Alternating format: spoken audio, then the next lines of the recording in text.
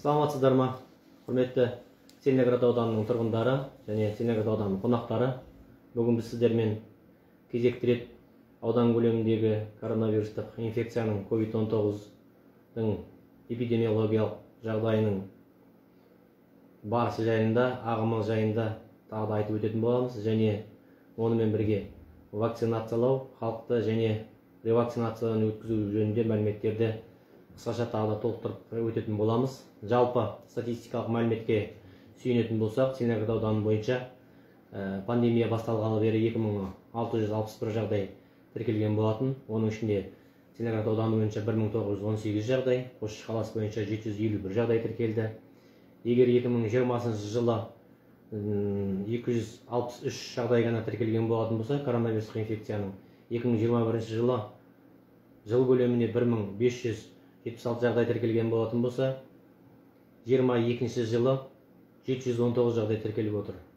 Ол Целиноград ауданы бойынша 554 жағдай, Қосшы қаласы бойынша 165 жағдай тіркелгенін айтып өткіміз келеді.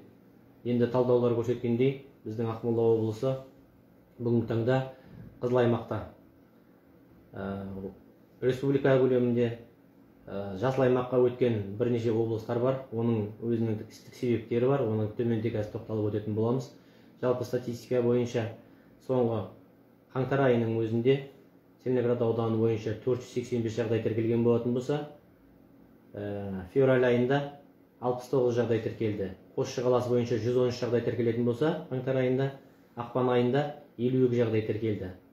Енді біздің барлық осы аурушаңдықты талдау, біздің эпидемиологтардың талдау кезінде тағы да бір айтып өтетін ерекше жағдай, біздің ауданымыздың географиялық орналасуына байланысты жалпы фактически есеп, негізгі есептердің 80-60% ол Нұр-Сұлтан қаласына, Астанада тіркеліп кетуде. Өйткені біздің халқымыздың, тұрғындарымыздың көпшілігі Нұр-Сұлтан қаласына тіркеліп, дәрігерлік емханалық ауруханаларға сол жаққа прикрепление жасалғанына себебіне байланысты.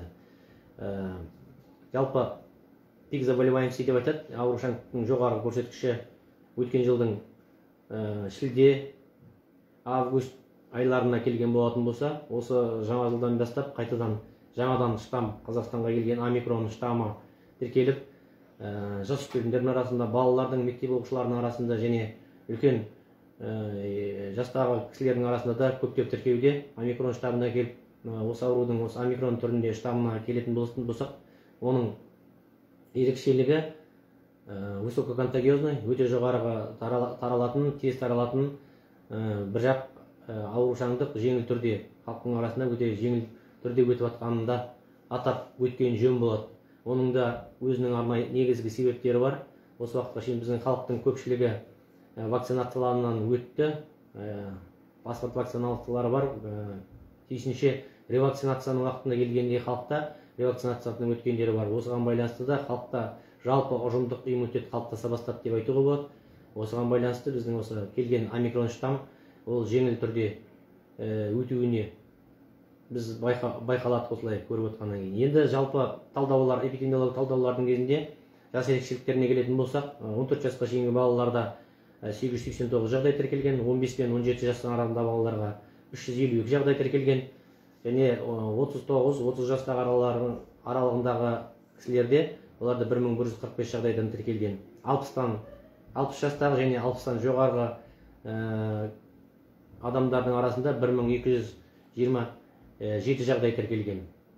Және талдаулар көрсететіндей, контингенттер бойынша біз талдайтын болатын болсақ, мына жылдың пандемия басталғалы бері жұмыс жасайтындардың 1859-ы, пенсионер зейнеткерлердің 892 жағдай тіркелген, жұмыс жасамайтын үйде бос адамдардың 1389 жағдай тіркелген. Енді оқушылардың арасында 750 жағдайдың тіркелгенін байқап отырмыз.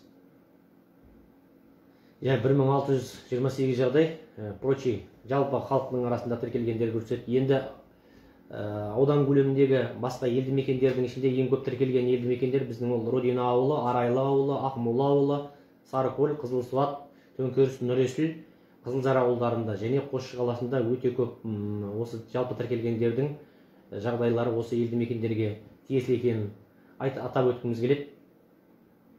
Алдағы айтқандағыдай осы ауруды зерттеу, эпидемиологиялық зерделеу барысында біздің сұрауымыздың кезінде көпшілігі сол қоғамдық орындарға көптеп барған, және қоғамдық транспорттарда жүргендер, және тойда осылай үлкен ойын-сауық орындарына барғандары, және сондай қарым-қатынаста болғандарын халықтардың мәлімдеп мойындайтынына тоқталып өткім келеді. Және ылғи да біздің ауданның тұрғындарына, жалпы халыққа түсіндіріп отырғанымыздай, тағы да тоқталып өтетін мәселе елді егумен қамту, вакцинациялау және ревакцинациялау жөнінде тағы да тоқталып өтуге рұқсат беріңіздер. Біздің ауданның көлемінде өткен жылдың февраль айынан бастап жалпы халықтық егу, коронавирус инфекцияға егу басталып кеткен болатын. Оның ішінде біздің ауданның көлемінде жалпы Қазақстанда қазіргі таңда халыққа қол жетімді спутник V вакцинасы бар, онымен қатар Қаят вакцинасы бар, Казвак вакцинасы бар, Корона вакцинасы бар. Оған қосымша жақында 2-3 айдың көлемі болды, спутник Light вакцинасы келді, тоже Ресейдің вакцинасы, және Камернати, Pfizer компаниясы шығарған США Американың Камернати вакцинасы келді. Бұл Камернати вакцинасын өздеріңіз білетіндей жасөспірімдерге, балалы мектеп оқушыларына, 12 мен 17 жас аралығындағы мектеп оқушыларына, және емізулі әйелдерге, жүкті әйелдерге арналған вакцина екенін білесіздер. Осыған байланысты енді біздің межведомство комиссияда соңғы шешім қабылданып, 60 жастан жоғары кісілерге және медработниктерге, дәрігерлерге осы вакцинамен егу рұқсат етілді. Енді қысқаша біздің аудан көлеміндегі вакцинацияның жүргізілуі жөнінде тоқталып өтетін болсақ, спутник вакцинациясын жалпы 14.773 адам алып үлгерді. Қаят вакцинасын 1745 адам алып үлгерген. Казвак вакцинасын 680 адам алса, корона вакцинасын 410 адамға салғанбыз. Верацел вакцинасын 1665 адам алып үлгерген. Жақында ғана келген спутник Light вакцинасына да сенім жоғары болып, халықтардың арасында 288 дозасы егілген, осыншама адам алып үлгерген. Жалпы 19531 адам вакцинациядан өткізілген. Егер біздің подлежащих егілуге жататындардың саны 32600 болатын болса, бүгінгі таңда 59,9%-ын қамтып отырмыз. Және тағы да Pfizer вакцинасына, Камернати вакцинасына тоқталып өткім келеді. Бүгінгі таңға шейін жалпы 624 адамға осы екпені салдық. Оның ішінде жасөспірімдерге 321 тиесілі, жүкті әйелдерге 20 жүкті әйел алған, және емізулі әйелдер 280 адам алған. 60-тан жоғары жас бар кісілердің егумен қамтылуы 20, 12 дәрігердің егілумен ревакцинациядан өткен. Бұл бүгінгі бір күндегі есептік көрсеткіш болды. Қазір бүгінгі енді с нарастанием көтеріліп жатқан. Жалпы тағы да айтатын нәрсе, бірінші екпені алып болған кісілерге, паспорт вакцинасы бар кісілерге енді ревакцинацияның уақыты келгенін тағы да тоқталып өткім келеді. Ревакцинация, паспорт вакцинасы бар адамдардың 6 айдан кейінгі, егер ауырмағанда, осы аурудың түрімен ауырмаған жағдайда болатын болса, 6 айдан кейін осы екпені ала беруіне рұқсат етілген. Ревакцинацияға байланысты біздің аудан көлемінде 12443 бүгінгі таңда подлежащий егуге жататын адамдардың тізімі болатын болса, 5242-сі оны алып үлгерді. Жоспардың 41,8%, негізгі подлежащийдің 41,8% егілумен қамтылды. Құрметті аудан тұрғындары, құрметті аудан қонақтары, тағы да тоқталып айтып өткім келеді.